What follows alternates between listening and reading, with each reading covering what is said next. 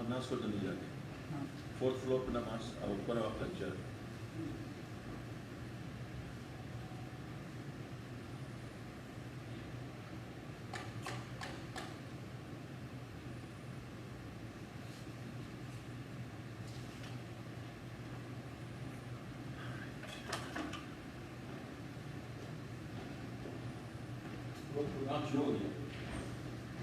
Where's it?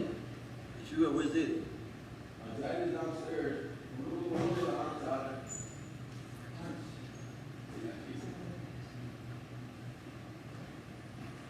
He's still chatting with Hadith and Hadith. Well, he should come. I brought him to listen. You should have brought him with you. Video.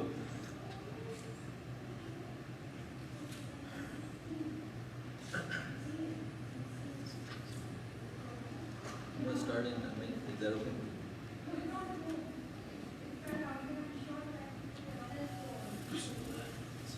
Bismillahirrahmanirrahim.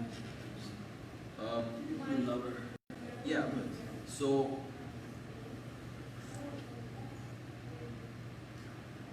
let me start the timer.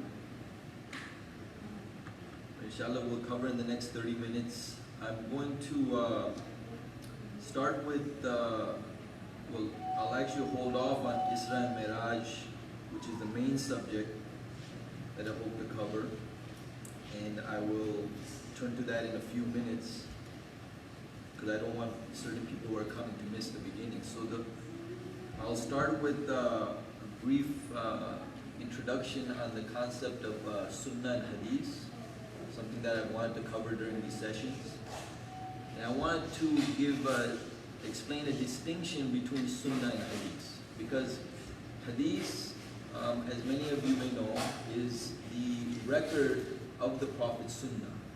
What he said, what he did, what he approved of. If he saw something happening, he didn't say anything, then the assumption is that it's okay. Those are the things that he approved. That would be the Hadith. The Hadiths were compiled about 200 years after the Prophet ﷺ passed away.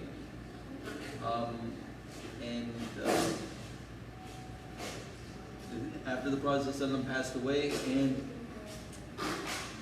many scholars, many muhaddithin have worked tirelessly to authenticate these hadiths, these reports, because amongst the reports that were recorded, there were some that were very reliable, some less so, and some were outright fabrications.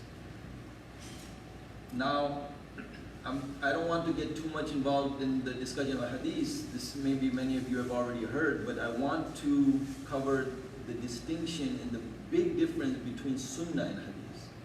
Now, Sunnah is very simply, when we say Sunnah Rasulullah, we say it's the way of Rasulullah.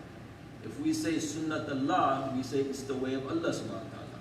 It's a very, very broad term, and it's actually a very simple term.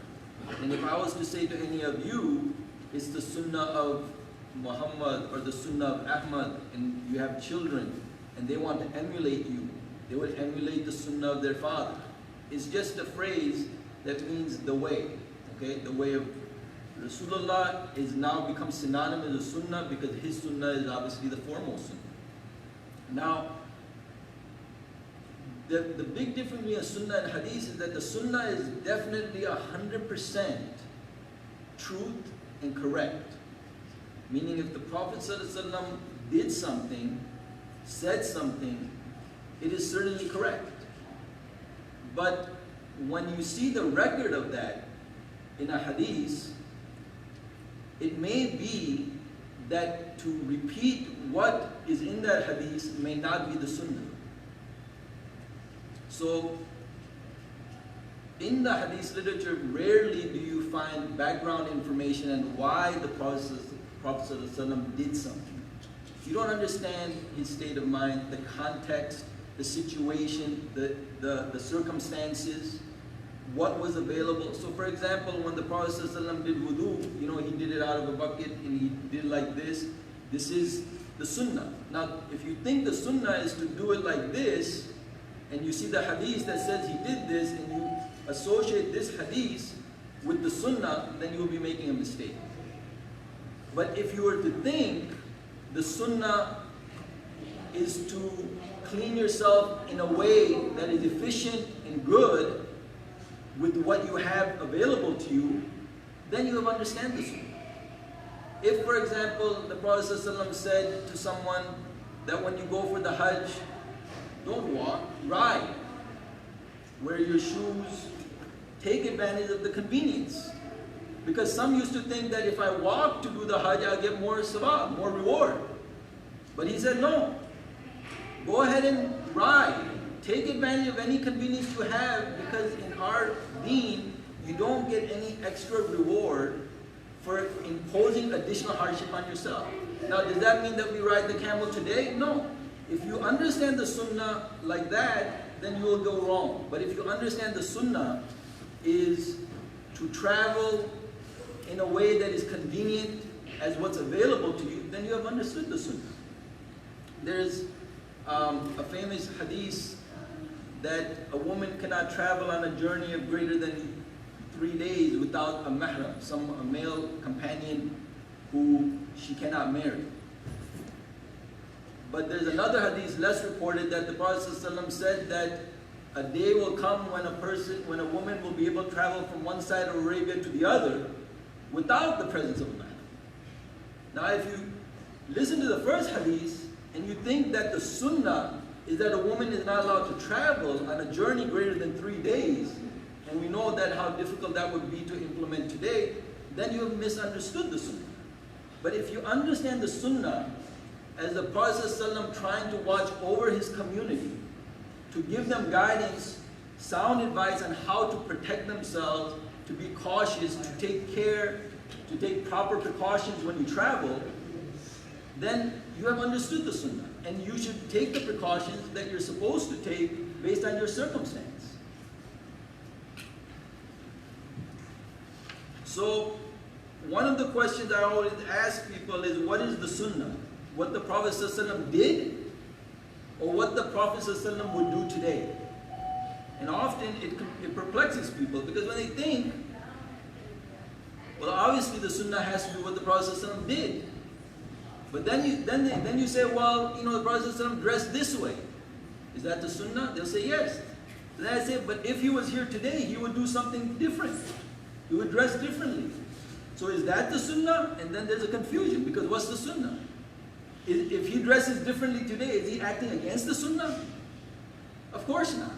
But if you understand that the sunnah was to dress in a way that did not stand out, it was not very affluent, it was not very show-offy, it was as the companions reported, when you enter a room and there are people there, you cannot tell who is the Prophet ﷺ and who is somebody else. He did not stand out, which is a very amazing thing, because if you think of any other community where the leader is standing and you walk into a room, for sure he will be dressed differently, he may be on a higher level, he may be in a special position. So if you understand the sunnah as the way he dressed, you will be wrong, you will be off. But if you understand the sunnah to dress in a modest way that does not draw undue attention, that does not show off your blessings, but is also clean and modest, then you have understood the sunnah. So that will end on sunnah. So now we'll start on Isra and Mairaj. So in Surah 17 verse 1, Allah subhanahu wa ta'ala says, limitless is His glory, is He who transported His servant by night from the inviolable house of worship at Makkah to the remote house of worship at Jerusalem, the environs of which we had blessed, so that we might show Him some of our symbols, for verily He alone is all hearing, all seeing. The most well-known and most authentic hadith on this subject in Sahih al-Bukhari says, the Prophet ﷺ introduces his narrative with the words, while I lay on the ground next to the Kaaba, lo, there came unto me an angel, and cut open my breast, and took out my heart. And then a golden basin full of faith was brought unto me, and my heart was washed therein, and was filled with it. Then it was restored to its place. Now, we're going to come back to that hadith because I want to elaborate on it, but what I wanted to talk about is what led up to the Isra and Mairaj and how that will help us. A couple of years before the Prophet ﷺ had this spiritual, this magnificent experience, the Isra was being transported to Jerusalem and the Mairaj was the ascension to heaven. He had, in what's called the year of sorrow, he had lost his wife, so there was a blockade done to the Muslim community to impose hardship on them. No food, no drink, no trade, and they were burdened with significant hardship. In the course of that year, it was for a couple of years, but in the course of the second part of that year, he had lost his beloved wife Khadija of 25 years. He married 25 years. He had also lost his beloved uncle Abu Talib. And it was very significant is that Abu Talib was his protection in Makkah. It's the thing that prevented other people, especially the more common people, to hurt him because he was under the protection of Abu Talib, under that family. When he passed away, he lost that protection.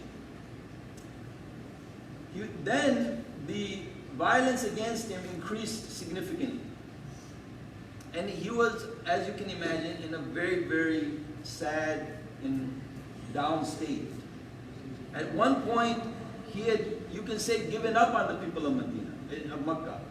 Remember, he had at this point preached to the people of Makkah for 10 years and had about 150 followers. Think of that. 10 years of struggle. The perfect prophet who knows how to guide, who had this outstanding reputation before he even started preaching, and was loved by people, even the enemies. And after 10 years of daily trying to convince people on this message, he had 150 some people. A few years later, after the Hijrah and he Battle Badr, he only had 300 people. So there's a lesson in there of what sabr means, because sometimes people say to me, sabr, I've been waiting, brother, 2 years. I'm like, that's not sabr, 2 years. 10 years of hard work, and he was in this condition where he said, you know what, it's not working. He goes to Taif now. He takes his adopted son, Zayd bin Haritha, and he goes to Taif, and he approaches each of the leaders there. The three like kings. And he goes to each one of them, and they all completely reject him. And then, not only do they reject him, they turn the children against him, and they instruct them to drive him out of the town, and they throw big stones. You know, they say throw stones, and that's not big stones, they're throwing at him.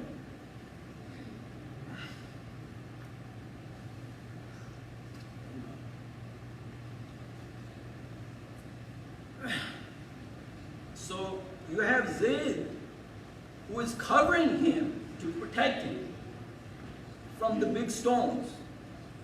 And they're fleeing while they're being thrown with these stones. And they're running out. And I want to think, this is the prophet of God. This is the one that comes and the angel speaks to him. Where is the miracle? There's nothing. The children are throwing stones and he is running out. His adopted son is trying to protect him. And he just flees. And he gets to an orchard. And when he arrives there, he is close to collapse. This orchard was owned by some people from Makkah. And out of tribal loyalty, they saw that he's a Makkan. They felt some sympathy for him. And they assigned one of their slaves to take him and help him. And for 10 days, he stayed there and he recovered. And then he went back to Makkah. And what happened when he went to Makkah? He's afraid to go into Makkah. And he tells them, go in and try to get me some protection from these 4 people. The first 3 rejected. Mutim ibn Adi, who was not a Muslim and who died not a Muslim, agreed to give him protection. And it's on that protection that he re-entered Makkah. Mutim ibn Adi came with his nephews and his family in armor, went to where the Prophet ﷺ was, and led him in and said, nobody is going to mess with him, he's under my protection. And that's a non-Muslim.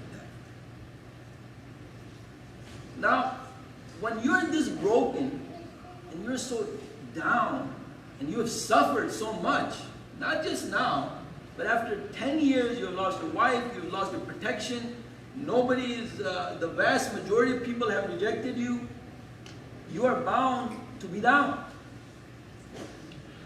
And it is in this context that Allah subhanahu wa ta'ala reinvigorated him with the Isra and Mairaj. This is the condition under which the Isra and Mairaj occurred. And you will not be surprised to learn that after the Prophet ﷺ came back, now listen to the hadith again. While I lay on the ground next to the Kaaba, there came unto me an angel, and he cut open my breast and took out my heart, and then with the golden basin full of faith, Iman. Why does he need Iman? He is so depleted from all that he suffered that even the Prophet ﷺ needs to get reinvigorated. And now think that after this, 1 year later, he does the hijrah to Medina, and now all the wars start. The Prophet ﷺ, who tried so much to get his people to come over, ultimately fled, but he went into a different mode. He went into a fighting mode. And he had the Battle of Badr with 300, defeated 1,000. And we know that just within 7 years, he signed the Treaty of Hudaybiyah. And we know that within 9 years, he had conquered Makkah. The Isra and Mairaj was the turning point, because it just spiritually reinvigorated it.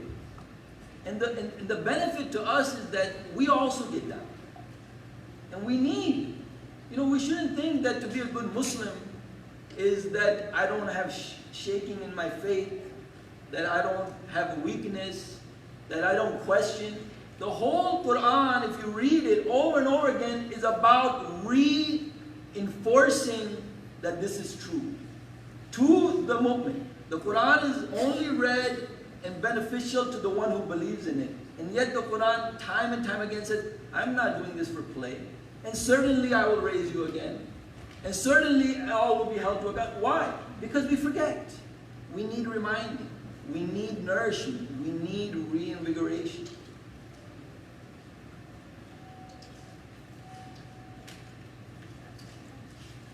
So in Surah Waqi'ah, Allah subhanahu wa ta'ala says, it's very interesting. I'll read the first 14 verses, and then I'll read the last 9 verses. In the first 14 verses, Allah subhanahu wa ta'ala says, when that which must come to pass at last comes to pass, there will be naught that could give the lie to its having come to pass, abasing some and exalting. It's talking about the day of judgment. When the earth is shaken with a shaking severe, and the mountains are shattered into countless shards, so that they come as scattered dust. On this day, then shall you be divided into 3 kinds. Thus there shall be such as will have attained to what is right. Oh, how happy will be they who have attained to what is right. There shall be such as will have lost themselves into evil. How unhappy will be they who have lost themselves into evil. But the foremost shall be they who in this life were the foremost, and they were foremost in good works. They who were always drawn close to Allah subhanahu wa ta'ala. In gardens of bliss will they dwell, and a good many of olden days, but only a few of the later days. Okay? So there are 3 groups. There is the ones who are righteous, the ones who are the foremost in righteousness and the ones who are lost in evil. But I want you to think, between righteous and lost in evil, are there people? Are there people between righteous and lost in evil? Of course, there are people. And in other parts of the Quran, we see that when Allah Subhanahu wa Ta'ala talks about Jahannam, it doesn't say the one who does not know the truth or the one who does wrong. It says more than that. And I'm going to read it, and this is mentioned in the last 9 verses. In the last 9 verses, Allah Subhanahu wa Ta'ala ends again in reference to these three groups. He says, all of you are destined to die.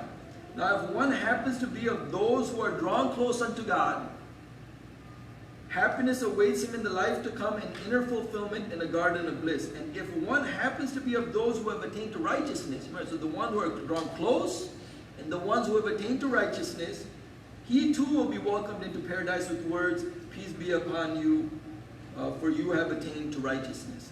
And then it says this, now about the evil people. It says, but if one happens to be of those who are wont to call the truth a lie, and thus go astray, a welcome of burning despair awaits him in the life to come in the heat of blazing fire. So here, there's a quality of what is the person who goes to Jahannam. He's not the person who doesn't know or the unbeliever. We've covered this in the previous sessions. He is the one that gives the lie to the message. He is not satisfied with not knowing or denying the truth. He wants to lead other people astray too. So, the one who is clearly in Jahannam, as the Quran says it, is the one who is not satisfied with just doing wrong, or certainly not the one who doesn't know, but the one who knows, determined to not know, alladhina kafaru, bent on their kufr, and they're not satisfied. They want to lead other people. What did the Makkans do? The biggest thing the Makkans did is that they won't let him preach. It's not like just what happened at Treaty of Hudaybiyah. Treaty of Hudaybiyah, the companions thought it was a loss. They thought it's humiliation. The terms are completely unfair. If someone runs to you, you have to return. If somebody from your side runs to us, we don't have to return. It was so imbalanced that Umar al-Khattab was so upset that he had to be taken away. When the signature came and it said, the stamp of the Prophet ﷺ said, Muhammad, messenger of God, Muhammad Rasulullah, Abu Sufyan, who at that time was a non-Muslim, said, you can't sign like this. If I believe you're a messenger of God, we wouldn't be fighting. So he said, you got to cross it out. So he told Ali ibn Abu Talib, because the Prophet ﷺ didn't read and write, he told him, cross it out. Ali said, I'm not going to cross it out. So Moses said, okay, just show me where it is. He showed him where it is, and Prophet crossed it out. So it's like a humiliating defeat. But the Quran says, what a great victory. Now why? Because the one thing the Prophet ﷺ got was the ability to freely preach. And now you can see why in just 3 years he had conquered Makkah without any battle. So the Quran makes a big emphasis. Who are the ones not going to hellfire? It's not the unbeliever or the one who doesn't know or the one who's misguided or the one who is not a follower of Muhammad ﷺ. It's the one who are bent on the kufr. Kufr means to cover. He knows the truth, he's covering the truth, but he's not satisfied. He wants to, just like Pharaoh, he wants to lead everybody down the wrong path.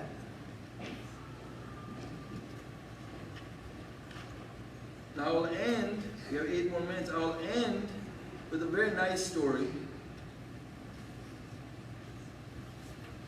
that I think you will like. Everybody likes the stories of Sulaiman alayhi salam. In Surah 27 verse 15, Allah subhanahu wa ta'ala said, and indeed we granted true knowledge unto David and Solomon, Daud and Sulaiman, as well, and both were wont to say, all praise is due to God, who has thus favored us above many of his believing servants. Daud was the father, Sulaiman the son. And in this insight, Suleiman was truly David's heir. And he would say, "Oh, you people," so in what? He was truly his heir in his gratefulness. That's what it's saying. In this gratefulness that he has, Suleiman was truly his heir. He says that, "O you people, we have been taught the speech of birds, and have been given in abundance of all good things. This, behold, is indeed a manifest favor from God." So then what happens is that in one day, there were assembled before Suleiman his hosts of invisible beings or jinns, and of men, and of birds, and then they were led forth in orderly ranks. So the army is traveling. Till when they came upon a valley full of ants, and an ant exclaimed, "O you ants, get into your dwellings, lest Suleiman and his host crush you without even being aware of it." Suleiman Islam heard this. So you have to understand, he heard the ant telling the other ants, "Get out of the way." Thereupon Suleiman alayhi salam smiled joyously at her words, the ant's words, and said, "O my sustainer, inspire me so that I may forever be grateful for those blessings of thine with which thou hast graced me and my parents, and that I may do what is right in a manner that will please thee, and include me by thy grace among thy righteous servants." What is the moral here? What's the point of the story? Because it's not meant to just be an entertaining story. I hear all the time somebody who studies hard, and they take a test and they get an A. And they're like, "Man, I got an A. I studied really hard. I did a great job." Another guy's like, "I'm a doctor. I went 4 years to college. I went 4 years to medical school. I went 3 years residency. And finally now I got this big paycheck and I'm very successful." And they feel very good. So when people do things, which is human nature, they feel good about themselves. And that's to a certain degree okay. That's Sunnah Allah. That's Allah's way. That's how Allah subhanahu wa ta'ala created us. But Suleiman alayhi salam can do something that none of us can do. He can hear an ant talk to other ants. He can do something that you could study your whole life and you can't do. But instead of thinking, "Oh, I am such a great person with such a great ability," his immediate reaction is, "Alhamdulillah, praise be to God." Because this gratefulness that he has is the thing that everyone needs to keep their ego and their pride in check. There's nothing wrong with thinking, "I'm smarter than the next guy, I'm better at math than the next person, I'm better at sports," and saying to yourself that "I'm really good at this." Nothing wrong with that. As long as you follow it up with, you thank Allah subhanahu wa ta'ala that He put you this way. Because it's not to your credit that you're like that. You did nothing for that. If you have a photographic memory, it's not you that got that. Allah subhanahu wa ta'ala gave you that. If you can soften your sense of your abilities, then you can have pride in yourself with that humbleness that will keep that pride from eating you alive. The same pride that Shaitan, who is speaking to Allah subhanahu wa ta'ala, but his pride was so much that he refused to hear. That's the ultimate sin. And when we say the ultimate sin, we don't mean about Yawm al-Qiyamah. What we mean is that it's the ultimate thing that will hurt you in this life. Pride and arrogance will hurt you. Allah subhanahu wa ta'ala doesn't give you advice of reward and punishment for the akhirah. He's trying to give you advice and push you in the direction that will actually